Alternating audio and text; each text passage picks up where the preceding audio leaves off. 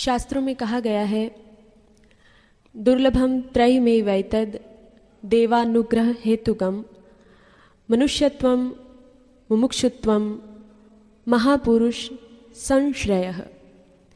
इस संसार में 3 चीज़ें बहुत दुर्लभ हैं, बड़ी ही कठिनाई से मिलती हैं। एक, मानव तन की प्राप्ति हो जाना।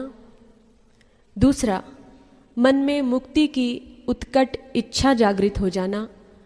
और तीसरा, महापुरुष की, किसी पूर्ण संत महापुरुष की शरण की प्राप्ति हो जाना। क्योंकि हमें ये मनुष्य तन 84 लाख योनियों में भटकने के बाद मिला है और यही तन मुक्ति का, भव सागर को पार करने का माध्यम है। लेकिन यदि माध्यम हो और इच्छा नहीं तो बात नहीं बनती। इसलिए कहा गया मुमुक्षुत्वम, मुक्ति की इच्छा होना। और यदि इच्छा भी हो लेकिन कोई रास्ता न मिले, कोई मार्ग न मिले, तो फिर मंजिल पर पहुंचना असंभव हो जाता है। इसलिए कहा गया किसी महापुरुष की शरण प्राप्त कर लेना। और जब किसी महापुरुष की शरण प्राप्त हो जाती है, जब जीवन में किसी संत सतगुरु का आना हो जाता है, तो उसके बाद प्रभु प्राप्ति का मार्ग बहुत ही सुलभ और सहज हो जाता है। इसलिए रामचरितमानस में भी कहा गया, राम सिंधु घन सज्जन धीरा चंदन तरु हरि संत समीरा, कि वो ईश्वर परमात्मा सागर की तरह है और संत महापुरुष बादल की तरह है। बादल ही उस सागर का जल, उसका पानी जन जन तक पहुंचा सकते हैं। इसी प्रकार से एक जीव, एक मनुष्य परमात्मा को अपनी इच्छा से, अपने किसी प्रयास के द्वारा, अपने बलबूते प्राप्त नहीं कर सकता। उसके लिए हमें आवश्यकता है किसी पूर्ण संत महापुरुष की। और इसीलिए बुल्ले शाह जी भी अपनी वाणी में बहुत सुंदर कहते हैं, जिथे वसदाएं उथे दसदा ने, किड्डी 420 वाली बात हुई। असी जाके देखिया विच काबे, तेरी उथे भी ना मुलाकात हुई। कदे खाना ते मंदिर मसीत देखे, मुल्ला काजियां दी काली रात हुई। बुल्ले शाह जद मिलिया अपने घरों मिलिया, जद मेहरबान मुर्शद दी जात हुई। इसलिए अनेकों प्रकार से हमारे महापुरुषों ने ये समझाया है कि अगर हम ईश्वर को पाना चाहते हैं तो किसी महापुरुष की शरण जाना होगा। और वो महापुरुष किसी भी देश काल में क्यों ना पैदा हुए हों, उनका उद्देश्य एक ही रहा करता है, किस प्रकार से सोई हुई मानवता को जगाया जाए, किस प्रकार से बुझे हुए दीपक को जलाया जाए, अज्ञान अंधकार में फंसे हुए व्यक्ति को ज्ञान का प्रकाश दिखलाया जाए। और ऐसी ही एक सुंदर रचना श्री दसम ग्रंथ साहिब जी में से ली हुई, दशम पातशाही श्री गुरु गोबिंद सिंह जी द्वारा रचित एक शब्द हम श्रवण करने जा रहे हैं, जिसके द्वारा गुरु साहिबान हमें ये समझाने की कोशिश कर रहे हैं, हमें ये समझाने का प्रयास कर रहे हैं कि हे व्यक्ति, ऐ मनुष्य, यदि तू ईश्वर को, उस प्रभु को पाना चाहता है तो तुझे क्या करना होगा। अगर तू अपने इस भटकाव को समाप्त करना चाहता है सदा सर्वदा के लिए, तो कौन सा ऐसा मार्ग है, कौन सा ऐसा रास्ता है जिसके द्वारा उसको पाया जा सके। आइए बड़े ही प्रेम श्रद्धा भाव सहित हम गुरु गोबिंद सिंह जी की इस पावन सुंदर रचना को श्रवण करते हैं इस शब्द के माध्यम से।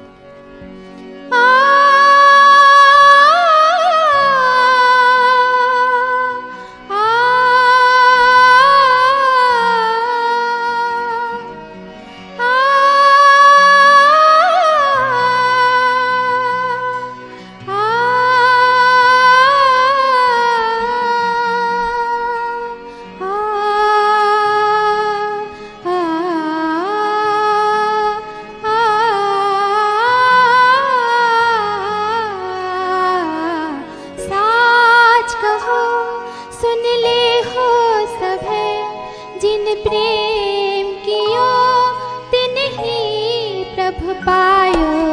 साच कहो सुन ले हो सभे, जिन प्रेम कियो तिन ही प्रभु पायो।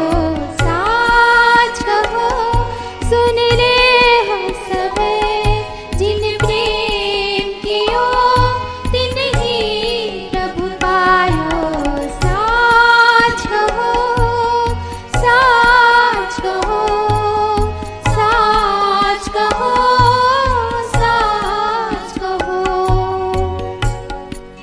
साच कहो सुन ले हो सभय, जिन प्रेम कियो तिन ही प्रभु पायो।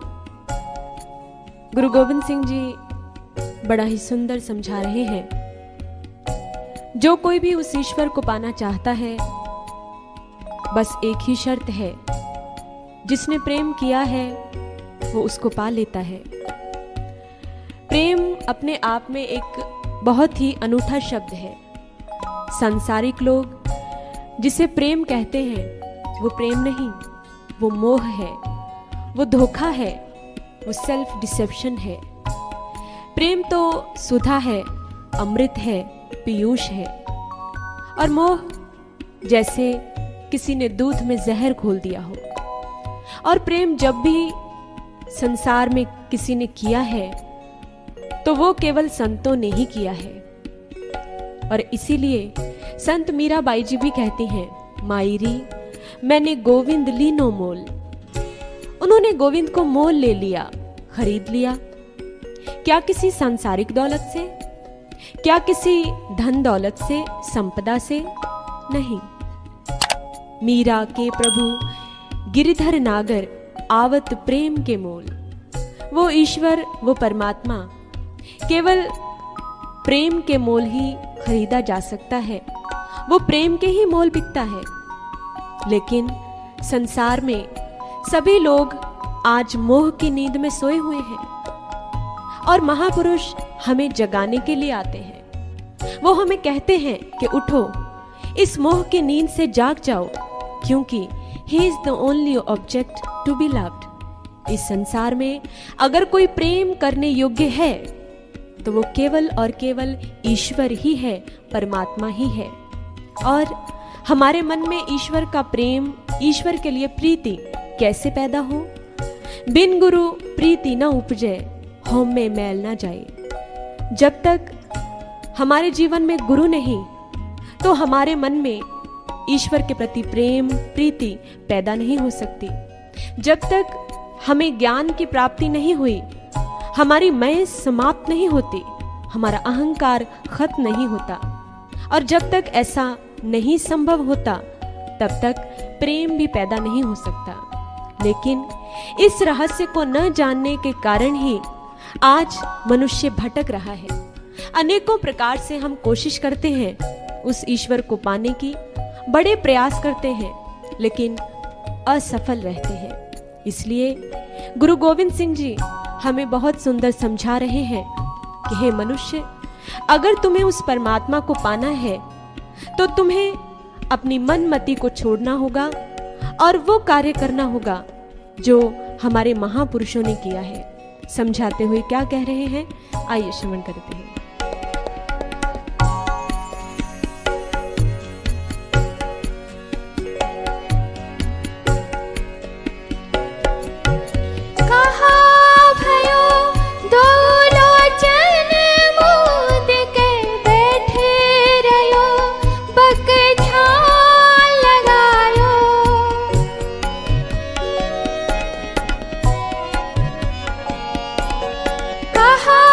भयो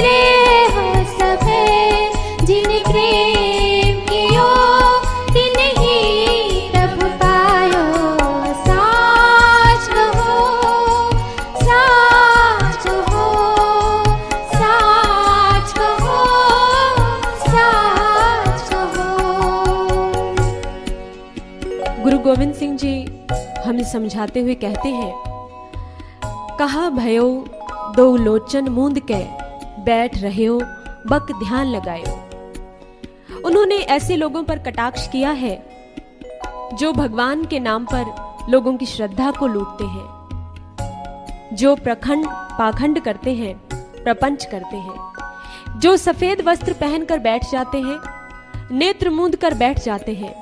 लेकिन गुरु गोविंद सिंह जी कहते हैं कि आप नेत्र मूंद कर तो बैठे हैं, लेकिन जब तक दीक्षा की प्राप्ति नहीं हुई, जब तक परमात्मा दिखाई नहीं दिया, तो आप भीतर किसका ध्यान कर रहे हैं?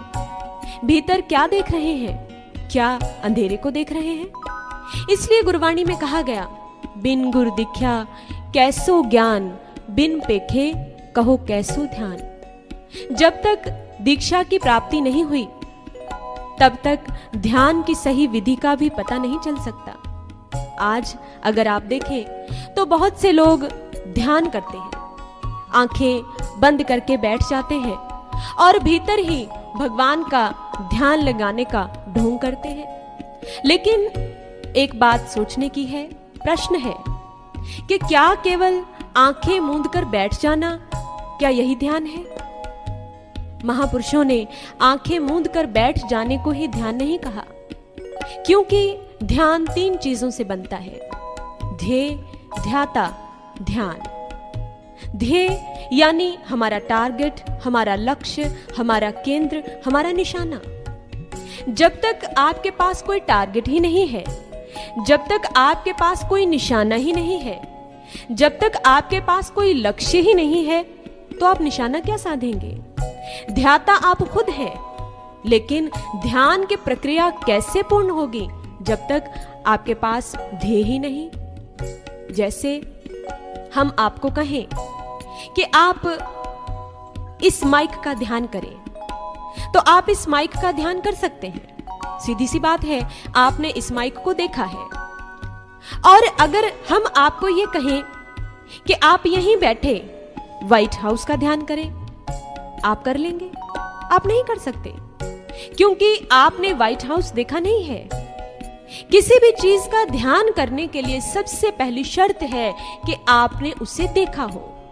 जिस चीज को देखा है उसका ध्यान किया जा सकता है, बिना देखे किया हुआ ध्यान ध्यान नहीं, वो मात्र कल्पना ही हो सकती है। इसलिए जब उस परमात्मा का दर्शन हमें हमारे भीतर होता है, जब दीक्षा की प्राप्ति होती है, उसके बाद जब हम भीतर ध्यान लगाते हैं, नेत्र मूंदते हैं, तो हमें उसका प्रकाश दिखाई पड़ता है। फिर हमारा मन भी उस प्रकाश में, उस परमात्मा में लगता है। लेकिन यदि आपको कुछ भीतर दिखाई ही नहीं पड़ रहा, आप केवल आंखें बंद करके बैठे हैं और भीतर आपको अंधेरा नजर आ रहा है, तो फिर आपका मन भी एकाग्र नहीं होगा। जैसे हम आपको ये कहें कि आप किसी बंद टीवी पर ध्यान लगाएं, आप बंद टीवी पर ध्यान लगा सकते हैं? आप कोशिश करें, पूरी कोशिश करें, तो भी आप 5 मिनट से अधिक ध्यान नहीं लगा सकते। लेकिन अगर वही टीवी ऑन कर दिया जाए, चला दिया जाए, तो 3 घंटे कब बीत गए आपको पता ही नहीं चलता, क्योंकि आप सामने कुछ देख रहे हैं, आपको कुछ दिखाई पड़ रहा है। इसीलिए महापुरुषों ने कहा कि जब तक दीक्षा ही नहीं मिली, जब तक परमात्मा का दर्शन ही नहीं हुआ, तो तुम्हें ध्यान की सही विधि का ज्ञान नहीं हो सकता, तुम ईश्वर का दर्शन कर नहीं सकते। यही गुरु साहिब जी हमें समझाने का प्रयास कर रहे हैं। लेकिन कुछ लोगों का कहना है कि गुरु गोविंद सिंह जी ने तो नेत्र मूंदने की निंदा की है। यहां हमारी छोटी सी भूल है समझने की। उन्होंने ऐसा नहीं कहा और न ही उनके कहने का ऐसा कोई भाव था। वो तो मात्र उन लोगों को समझाना चाहते थे जो केवल और केवल पाखंड ही कर रहे हैं, जो बगुले की तरह हैं। बाहर से तो बड़े ही धर्मात्मा दिखाई पड़ते हैं, लेकिन उनकी दृष्टि हमेशा नीचे की ओर ही लगी रहती है। उनके मन की वृत्ति हमेशा नीचे की ओर है, ऊपर प्रभु की तरफ नहीं है। यही गुरु गोविंद सिंह जी हमें समझाना चाहते हैं कि यदि ईश्वर को देखा नहीं, परमात्मा का दर्शन नहीं हुआ, तो फिर तुम क्या अपने इन 2 नेत्रों को मूंद कर बैठे हो, क्योंकि इससे कोई लाभ होने वाला नहीं है। आगे वो हमें समझाते हुए कहते हैं, नहात फिर्यो लिए 7 समुद्रन, लोक गयो पर लोक गवायो। एक बड़ा ही उत्तम संदेश है हमारे लिए। अक्सर ये कहावत है कि तीर्थ में स्नान करने से हमारे सारे पाप धुल जाते हैं। अक्सर लोग ये सोचते हैं कि अगर हम स्नान कर लेते हैं तो हम पवित्र हो जाते हैं। मुझे एक घटना याद आती है स्वामी रामकृष्ण परमहंस जी के जीवन की। कहते हैं कि एक बार वो कहीं से जा रहे थे और मार्ग में उन्हें एक दुष्ट व्यक्ति दिखाई पड़ा, जो कि अच्छे विचारों का नहीं था, जिसने बड़े गलत काम बहुत बार किए थे और उसके कोई ऐसी विशेष धर्म में रुचि भी नहीं थी। जब वो जा रहा था तो रामकृष्ण परमहंस से पूछते हैं कि भाई तुम कहां जा रहे हो? तो वो व्यक्ति कहने लगा कि मैं गंगा स्नान करने जा रहा हूं। रामकृष्ण जी कहने लगे, ये तो बड़ी अच्छी बात है, लेकिन मेरे मन में एक विचार है। मैं प्रश्न पूछता हूं तुमसे कि मैं तो ये जानता हूं कि तुम्हारी धर्म में कभी रुचि नहीं रही और तुमने अनेकों बार ऐसे गलत काम भी किए हैं, फिर आज ये विचार कैसे आया? तो वो व्यक्ति कहने लगा कि वो विचार मुझे ऐसे आया क्योंकि मैंने आप जैसे ही संतों से सुना है कि यदि स्नान कर लिया जाए, यदि गंगा स्नान कर लिया जाए तो सारे पाप धुल जाते हैं। रामकृष्ण परमहंस जी कहते हैं, ठीक है, ऐसी बात है तो एक बात मेरी और सुनो कि जब तुम स्नान करने जाओगे तो गंगा के किनारे बहुत से पेड़ लगे रहते हैं।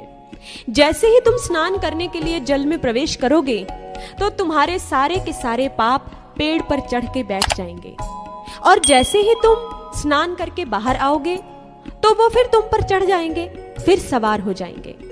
व्यक्ति पूछता है, ऐसी बात है? रामकृष्ण कहते हैं, हाँ ऐसी ही बात है। अब एक ही उपाय है, या तो तुम गंगा में डुबकी लगा के ही रखना। व्यक्ति कहता है, ऐसे कैसे हो सकता है? रामकृष्ण मुस्कुरा पड़े, अगर ऐसा नहीं हो सकता तो तुम उस वास्तविक तीर्थ को जानो। ऐसा नहीं है कि हमें स्नान नहीं करना चाहिए, हमें तीर्थ स्नान नहीं करना चाहिए, गंगा नहीं नहाना चाहिए, करना चाहिए, लेकिन साथ ही महापुरुषों ने कुछ समझाने की कोशिश की है। स्नान आप करें, लेकिन उसके वास्तविक अर्थ को जान लें, उसके रहस्य को समझ लें, क्योंकि महापुरुषों ने कहा, घट ही तीर्थ नावा। अगर आप तीर्थ जाना चाहते हैं, स्नान करना चाहते हैं, तो अपने ही भीतर करें। भीतर कैसे करेंगे? तो ये भी हमारे शास्त्रों में कहा गया, त्रिवेणी संगमो यत्र तीर्थ राजः स उच्यते तत्र स्नानम प्रकुर्वेत सर्व पापै प्रमुच्यते। हमारे शरीर में जहां 3 नाड़ियों ईड़ा, पिंगला और सुखमणा का शुभ संयोग होता है, वही स्थान प्रयागराज है, तीर्थों का राजा प्रयागराज है। और उस जगह पर स्नान करने से हमारे मन की मैल धुलती है। आज हम शरीर की मैल तो धो लेते हैं, लेकिन मन मैला रहता है, और वो मन धुलता तब है जब हम अपने घट में ही उस तीर्थ में स्नान करते हैं, उस प्रभु के आनंद में गोता लगाते हैं, तो फिर मन के सारे विकार धुलते हैं, पाप धुलते हैं। यही संदेश गुरु गोविंद सिंह जी हमें देना चाह रहे थे कि हे मनुष्य, तुम असली तीर्थ को जानो, तुम असली ध्यान को जानो, उसके बाद जो आनंद होगा वो वर्णन करने में नहीं आता। आइए श्रवण करते हैं गुरु साहिब जी आगे क्या समझा रहे हैं। बास कियो बिखियान सो बैठ के ऐसे ही ऐसे सुबह बितायो, काहुल पाहन पूज धरो सिर, काहुल लिंग गरे लटकायो, काहुल पाहन पूज धरे सिर, काहुल लिंग गरे लटकायो,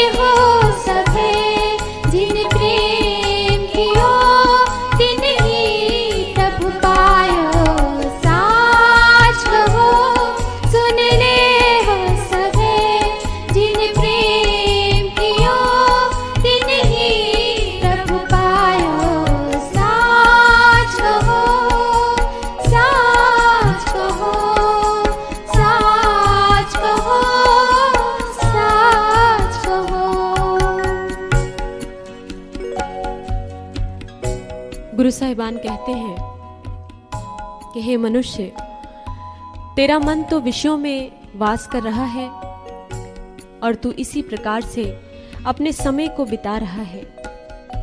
बहुत प्रकार से मनुष्य ईश्वर को पाने की कोशिश करता है। कहीं धार्मिक स्थानों पर जाता है, कहीं पूर्व दिशा में जाता है, कहीं पश्चिम दिशा में जाता है।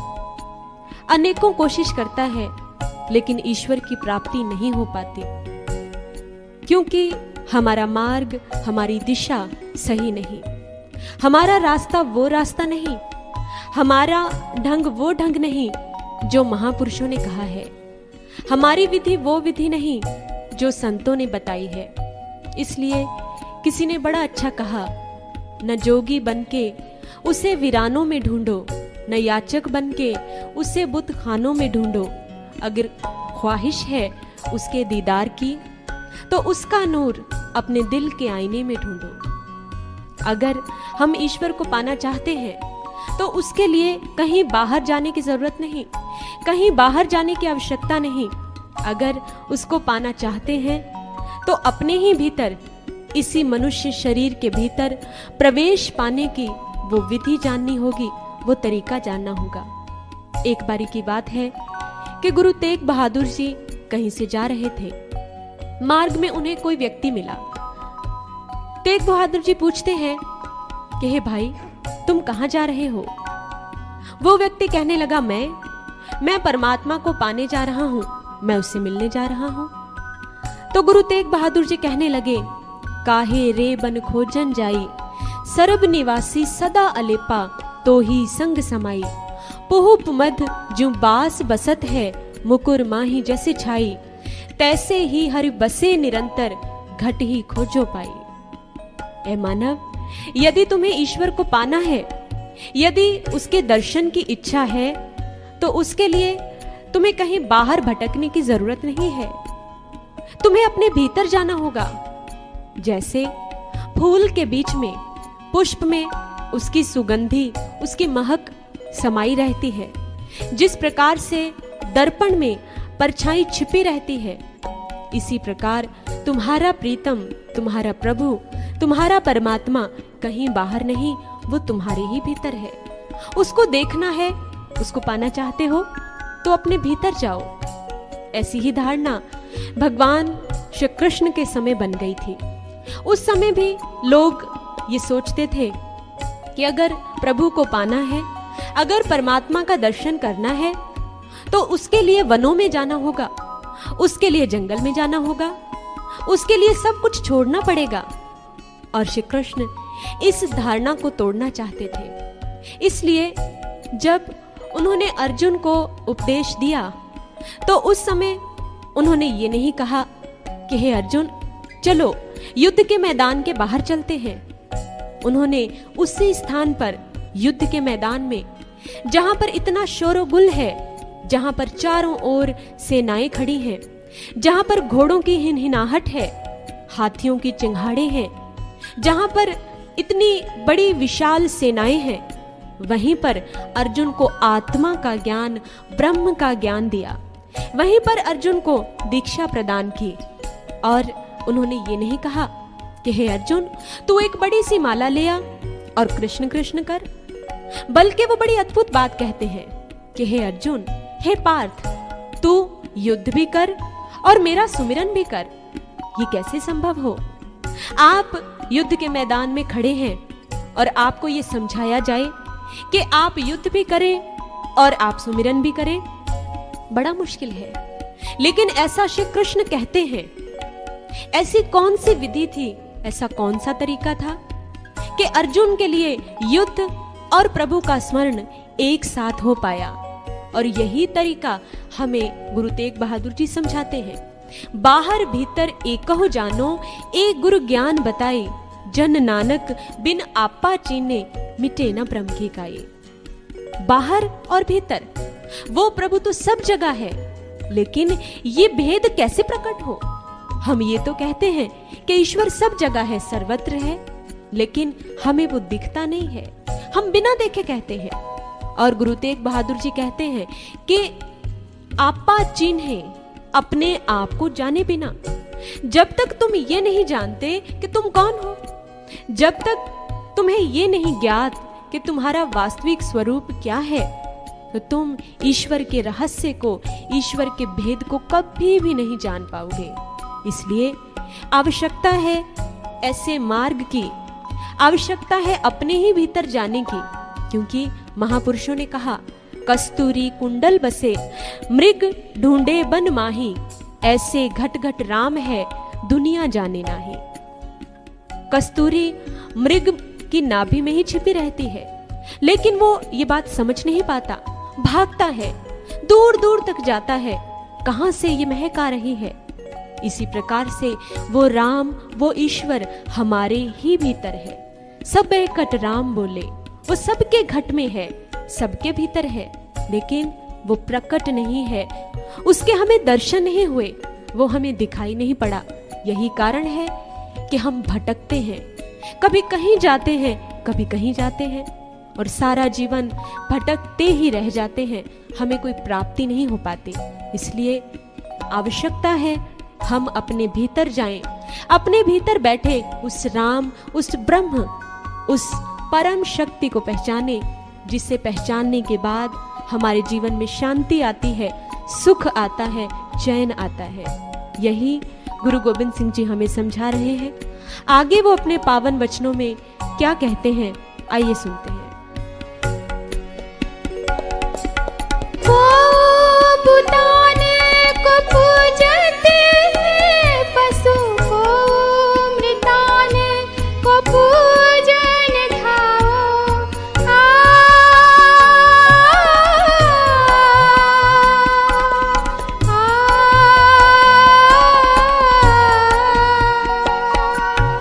वो बुताने को पूजते हैं, पशु को मृताने को पूजन धायो। पूरे किया उर्झयो सब ही जग, श्री भगवान को भेद न पायो। साच कहो सुन ले हो सभे, जिन प्रेम कियो तिन ही प्रभु पायो। साच कहो सुन ले हो सभे, जिन प्रेम कियो तिन ही प्रभु पायो। साच कहो। महापुरुषों ने ये समझाया है कि आज व्यक्ति अज्ञान में ही भटक रहा है, उसके पास वो ज्ञान नहीं, और अपनी मनमति से वो अनेकों प्रकार के प्रयास भी करता है और एक भेड़ चाल की तरह चलने लगता है। जब वो परंपरा को ही पूजने लगता है, जब वो रहस्य को नहीं समझता, जब वो ये नहीं जान पाता कि सच क्या है, जब वो आध्यात्मिक रहस्य नहीं समझ पाता, तो महापुरुषों को बार बार समझाना पड़ता है। और गुरु गोविंद सिंह जी यही समझाते हुए कह रहे हैं कि हे मनुष्य, तुमने अनेकों प्रकार के कर्म किए हैं, अनेकों क्रियाएं करके देख ली, लेकिन क्या ईश्वर की प्राप्ति हुई? नहीं। इसलिए उन्होंने कहा, कूर क्रिया उर्झो सब ही जग, श्री भगवान को भेद ना पायो। ए मानव, तू तो ऐसे ही व्यर्थ की क्रियाओं में उलझा हुआ है, लेकिन तू उस श्री भगवान का, उस चेतन शक्ति का भेद नहीं पा पाया, तू उसके रहस्य को जान नहीं पाया, तूने ये नहीं समझा उसका मर्म क्या है। और जब तक भेद नहीं जानेगा, जब तक रहस्य नहीं जानेगा, तुम्हारा कल्याण नहीं। जब तक तू उस भेद को अपने भीतर देख नहीं लेता, जब तक तू उस रहस्य को खोल नहीं लेता, वो रहस्य तुम्हारे सामने प्रकट नहीं होता, तो तुम्हारा सब कुछ किया हुआ व्यर्थ है। एक घटना मुझे याद आती है, रामचरितमानस में वर्णन आता है उस समय का, जब प्रभु श्री राम सीता जी और लक्ष्मण जी सहित वन की ओर प्रस्थान कर जाते हैं। जैसे ही वो अपने मित्र निषाद राज से मिलके आगे की ओर बढ़ते हैं, तो रास्ते में गंगा नदी पड़ती थी। अब श्री राम उस नदी को पार करना चाहते थे और उसको पार करने के लिए उन्हें किसी नाव की जरूरत थी। और वो देखते हैं कि नदी के धारा में एक किनारे पर केवट बैठा हुआ है नाव पर। और जैसे ही श्री राम ने केवट को देखा तो वो लक्ष्मण से कहते हैं कि लक्ष्मण, अब हम इसी नाव के सहारे नदी को पार कर लेंगे। लक्ष्मण भी सहमत हो गए और श्री राम ने केवट से नैया की मांग की। श्री राम कहते हैं, केवट, क्या तुम हमें गंगा पार ले जाओगे? क्या तुम हमें नदी के उस पार ले जाओगे? तो केवट ने ध्यान ही नहीं दिया कि श्री राम क्या कह रहे हैं, उसने सुना ही नहीं। श्री राम ने फिर से कहा, केवट, क्या तुम हमें गंगा पार ले जाओगे? क्या हमें तुम उस पार ले जाओगे? केवट ने फिर नहीं सुना। और अब की बार लक्ष्मण जी बोले कि केवट, प्रभु श्री राम तुमसे कुछ कह रहे हैं, तुमसे नैया की मांग कर रहे हैं और तुम हो कि सुन ही नहीं रहे। तो केवट ने जो उत्तर दिया बहुत ही सुंदर उत्तर है। तुलसीदास जी लिखते हैं अपनी चौपाइयों में, मांगी नाव न केवट आना, कहूँ तुम्हार मर्म मैं जाना। प्रभु की बात सुनकर केवट कहने लगा कि हे प्रभु, मैं नाव नहीं लाऊंगा क्योंकि मैं आपके मर्म को जानता हूं। देखिए, हमारे शास्त्र हमें कुछ संदेश देते हैं, वो एक रहस्य प्रकट करते हैं, वो हमें कुछ समझाना चाहते हैं। और केवट का ये संवाद आध्यात्मिकता की ओर संकेत करता है। केवट ने कहा कि हे प्रभु, मैं नाव नहीं लाऊंगा क्योंकि मैं आपके मर्म को जानता हूं, मैं आपके भेद को जानता हूं। केवट का ये कहना कि मैं जानता हूं हमें कुछ समझाना चाहता है। केवट जानने की बात करता है और हमारे सभी संतों महापुरुषों ने, समस्त शास्त्र ग्रंथों ने जानने की ही बात की है। जैसे कबीर जी कहते हैं, जानी जानी रे राजा राम की कहानी, मैंने उस राम की कहानी को जान लिया।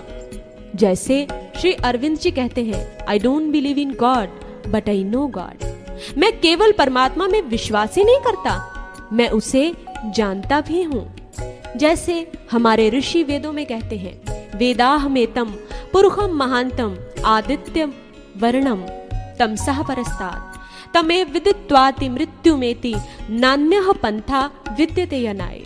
कि मैं उस परम पुरुष को जानता हूं, मैं उस महान पुरुष को जानता हूं जो सूर्य की भांति अत्यंत प्रकाशवान है, अंधकार से अत्यंत परे है और जो मृत्यु सागर से पार होने का, इस भव सागर से पार होने का एकमात्र मार्ग है।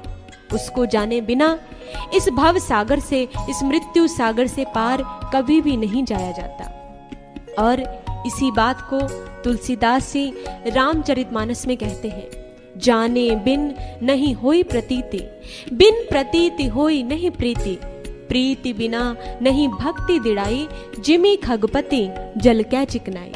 हे मनुष्य, अगर तुम ईश्वर को जानते नहीं हो तो तुम्हारे मन में ईश्वर के प्रति प्रेम पैदा नहीं हो सकता।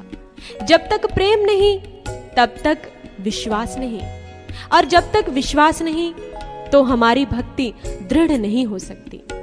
इसलिए जानना आवश्यक है। दो चीजें होती हैं, एक जानना और एक मानना। हम सभी ईश्वर को मानते तो हैं लेकिन हम जानते नहीं। कोई कहता है कि मैं श्री राम को मानता हूं, कोई कहता है मैं श्री कृष्ण को मानता हूं, कोई देवी मां को मानता है, कोई भगवान शिव को मानता है। अर्थात हमारी जिस भी आराध्य में, इष्ट में श्रद्धा है, हम उसको मानते ही हैं, लेकिन हम कभी ये नहीं कहते कि हाँ मैं श्री राम को जानता हूं, मैं श्री कृष्ण को जानता हूं। हम ऐसा नहीं कहते, हम सिर्फ मानते हैं। और महापुरुषों ने कहा कि वो ईश्वर, वो शक्ति समय समय पर अपने शरीर रूप बदल कर आई है, लेकिन वो एक ही रही है। युगों युगों तू बदले चोले, हर नए रूप में तू समझाए, पर हम तेरा रूप न जाने, नए नए धर्म चलाए। वो हर युग में समय समय पर अपने शरीर बदलती हुई आई। ज्योत उहा जुगती साई, वो एक ही ज्योति थी, और वो तरीका भी एक था, लेकिन बार बार काया बदलती रही, शरीर बदलता रहा, लेकिन हम केवल शरीर को ही पहचान पाए, हम उस शक्ति को नहीं पहचान पाए। और जब तक उस शक्ति को नहीं जानेंगे, जब तक उस शक्ति को नहीं पहचानेंगे, तो हमारा कल्याण संभव नहीं। एक बारी की बात है कि साईं बाबा, शिरडी के साईं बाबा, उनके पास एक बार एक व्यक्ति आया और वो कहने लगा कि बाबा, मेरी बड़ी इच्छा है कि मैं आपको अपने घर भोजन परोसूं, आप मेरे घर आना, क्या आप आएंगे? बाबा कहने लगे, हाँ मैं जरूर आऊंगा, क्यों नहीं आऊंगा, लेकिन एक शर्त है कि तुम मुझे पहचान लेना। व्यक्ति कहता है, हाँ बाबा आप आना, मैं आपको जरूर पहचान लूंगा। समय हुआ, दिन निश्चित हो गया। उस व्यक्ति ने बड़े ही प्रेम से खाना बनाया, भोजन बनाया और इंतजार करने लगा। शाम हो गई लेकिन बाबा नहीं आए। अचानक जब वो प्रतीक्षा कर ही रहा था तो द्वार पर एक कुत्ता आया और झट से घर में प्रवेश कर गया। जैसे ही उस कुत्ते ने प्रवेश किया तो उस व्यक्ति ने डंडा उठाया और 2-4 डंडे उसको लगा दिए। कुत्ता घर से भाग गया। बड़ा इंतजार किया लेकिन बाबा तो नहीं आए। अगले दिन वो फिर से बाबा के पास पहुंचा और कहने लगा, बाबा आप तो आए ही नहीं, मैंने आपकी इतनी प्रतीक्षा की। तो बाबा कहने लगे कि मैं तो आया था। व्यक्ति कहने लगा कि बाबा आप कब आए, मैंने तो आपको देखा नहीं। तो साईं बाबा कहने लगे कि हम आए थे और डंडे भी खाए थे। वो व्यक्ति हैरान रह गया, बाबा वो आप थे, आप फिर आना, मैं आपको अवश्य पहचान लूंगा। बाबा कहते हैं ठीक है। फिर अगले दिन इंतजार शुरू हुआ। उस व्यक्ति ने भोजन बनाया और प्रतीक्षा करने लगा। जब प्रतीक्षा कर रहा था तो द्वार पर एक भिखारी आया। फटे वस्त्र थे, बड़ी ही दयनीय अवस्था थी। उस व्यक्ति ने जब देखा कि भिखारी मेरे घर पर आ गया है, उसने उसको बहुत बुरा भला कहा और भेज दिया। फिर इंतजार शुरू हुआ लेकिन बाबा नहीं आए। व्यक्ति फिर बाबा के पास पहुंचा और पूछने लगा, बाबा आप क्यों नहीं आए? बाबा कहने लगे कि भाई मैं तो आया था लेकिन तुम्हें मेरी बदबू ही नहीं जची, मैं क्या करूं? व्यक्ति कहने लगा, महाराज अब से ये दोबारा गलती नहीं होगी, अब आप जरूर आना। तो बाबा कहने लगे कि नहीं, तुम मुझे ऐसे नहीं जान सकते, तुम मुझे ऐसे पहचान नहीं पाओगे। इसी बात को हम समझ कर देखें। अगर आज हमारे सामने हमारे ईश्वर, हमारे प्रभु आ जाएं, तो क्या हम उन्हें पहचान लेंगे? अगर हमारे सामने भोलेनाथ आ जाएं, तो क्या हम पहचान लेंगे? हम तो यही चाहेंगे कि उनके गले में सर्प की माला हो। हम तो यही चाहेंगे कि अगर भगवान श्री कृष्ण आए तो उनके हाथ में बांसुरी हो। हम तो यही चाहेंगे कि अगर श्री राम आए तो उनके साथ माता जानकी भी हो। लेकिन प्रभु किसी भी रूप में आ सकता है। आप उसे कैसे जानेंगे, आप उसे कैसे पहचानेंगे? यही बात जब अर्जुन के मन में आई, यही द्वंद्व जब अर्जुन के मन में खड़ा हुआ तो श्री कृष्ण ने समझाया। जब श्री कृष्ण ने अर्जुन को यह कहा कि हे अर्जुन, आज मैं तुम्हें वो ज्ञान देने जा रहा हूं जो मैंने सृष्टि के प्रारंभ में सूर्य को दिया। तो अर्जुन सोचने लगा।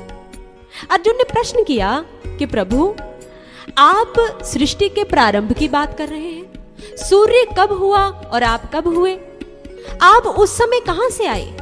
आप तो अब मेरे सामने खड़े हैं। तो श्री कृष्ण समझ गए कि अर्जुन केवल उनके शरीर से परिचित है, वो शक्ति रूप को नहीं जानता। और उस समय श्री कृष्ण ने कहा, न तु माम शक्य से द्रष्टुम मने नैव स्वचक्षुषा दिव्यम ददामि ते चक्षु पश्य में योगमैश्वरम। हे अर्जुन, तेरे ये जन्म चक्षु मुझे देखने में सक्षम नहीं। आज मैं तुम्हें वो दिव्य दृष्टि देता हूँ जिससे तू मेरे वास्तविक स्वरूप को देख पाएगा। और प्रभु का वो स्वरूप है ज्योति शामपि ज्योति तमसः परमुच्यते। वो ज्योतियों की ज्योति परम प्रकाश है, सबके भीतर है। उसी को कहा गया सहज प्रकाश रूप भगवाना, कि वो ईश्वर प्रकाश रूप है, सबके भीतर है, वो ज्योत सबके अंदर है, लेकिन हम उसे आज तक देख नहीं पाए। और उसे कौन दिखाएगा? उसे दिखाने वाला कौन है? जे पुरख नदर न आवई, तिसका क्या कर कहिया जाए, बलिहारी गुरु आपने जिन हृदय दिता दिखाए। जिस ईश्वर को, जिस परम प्रकाश को, जिस ज्योति को हम खुद नहीं देख पाते, अपने किसी प्रयास से नहीं देख पाते, उसको गुरु दिखाता है। और मैं ऐसे सतगुरु पे बलिहारी जाता हूँ, मैं ऐसे महापुरुष के चरणों पर अपने जीवन को वारता हूँ, अर्पित करता हूँ, जिसने मुझे मेरे ही हृदय में उस ईश्वर को दिखा दिया है। इसीलिए हमारे वेदों में भी कहा गया, शास्त्रों में कहा गया, अखंड मंडलाकारम व्याप्तम येन चराचरम तत्पदम दर्शितम येन तस्मै श्री गुरुवे नमः। जो तुम्हारे ही भीतर उस परम प्रकाश, उस चर अचर जगत में व्याप्त ईश्वर को दिखा दे, तत्व से दर्शन करवा दे, उसी को सतगुरु कहा गया है, उसी को गुरु कहा गया है। गु अंधेरा जानिए, रू कहिए प्रकाश, मेटे अज्ञानतम ज्ञान से गुरु नाम है दास। जो हमारे भीतर छाए हुए, जन्मों जन्मों से छाए हुए अज्ञान अंधकार को तोड़कर, नष्ट करके ज्ञान का प्रकाश दिखा दे, उसी समय प्रकट कर दे, उसी को गुरु कहा गया है। और यही ज्ञान, यही दिव्य दृष्टि, यही तीसरी आंख, यही डिवाइन आई हमारे सभी महापुरुषों ने जिज्ञासुओं को प्रदान की है। यही वो ज्ञान था, यही वो दिव्य दृष्टि थी जो श्री राम ने हनुमान जी को प्रदान की। यही वो दिव्य दृष्टि थी जो श्री कृष्ण ने अर्जुन को प्रदान की। यही वो दृष्टि थी, यही वो ज्ञान था जो महात्मा बुद्ध ने अपने शिष्यों को दिया। यही वो ज्ञान था जो महावीर जी ने अपने भक्तों को प्रदान किया। और यही वो शाश्वत सनातन ज्ञान है जो हमारे गुरु साहिबानों ने भक्तों को प्रदान किया। इसलिए अगर हम उस ईश्वर को पाना चाहते हैं, अगर हम चाहते हैं कि उसका दर्शन हो, हम भटकते न रहें, हम कहीं ऐसे ही अपने जीवन को व्यर्थ न कर डालें, तो इसके लिए एक ही शर्त है, हमें अपने जीवन में किसी ऐसे महापुरुष, किसी ऐसे गुरु की शरण लेनी पड़ेगी जो हमें ईश्वर का दर्शन करवाए हमारे ही घट के भीतर। इसीलिए महापुरुषों ने कहा, मत कोई परम पुले संसार, गुरु बिन कोई न उतरस पार। ये भ्रम भी किसी व्यक्ति के मन में न रहे, ये संशय किसी व्यक्ति के मन में न रहे कि गुरु के बिना भी कोई इस भव सागर से पार हो सकता है। भाई रे गुरु बिन ज्ञान न होए, पूछो ब्रह्मे नारदे वेद व्यासे कोई। ये हमारे शास्त्रों ने गाया है, गुरु के बिना ज्ञान नहीं, और ज्ञान के बिना दर्शन नहीं, दर्शन बिना मुक्ति नहीं, और जब तक मुक्ति नहीं तो आवागमन के, जन्म और मरण के इस चक्र से छुटकारा कभी भी नहीं मिल सकता। इसलिए यही संदेश हमारे महापुरुषों ने हमें दिया है। गुरु गोविंद सिंह जी हमें यही समझाने की कोशिश कर रहे हैं कि हम उस ज्ञान को प्राप्त करें, हम अपनी मन मति को छोड़ें, हम अंधविश्वास को त्यागें। जिन कुरीतियों में हम फंसे हुए हैं, जिनका कोई आधार नहीं, हम उससे आधार की ओर बढ़ें। हम ऐसे ज्ञान को प्राप्त करें जिसे प्राप्त करने के बाद जीव का कल्याण हो जाता है। और यही संदेश हमें गुरु साहिबान दे रहे हैं। हम सभी इसको तन मन से आत्मसात करें। साच कहो सुन ले हो सभे, जिन प्रेम कियो तिन ही प्रभु पायो। साच कहो सुन ले हो सभे, जिन प्रेम कियो तिन ही प्रभु पायो। साच कहो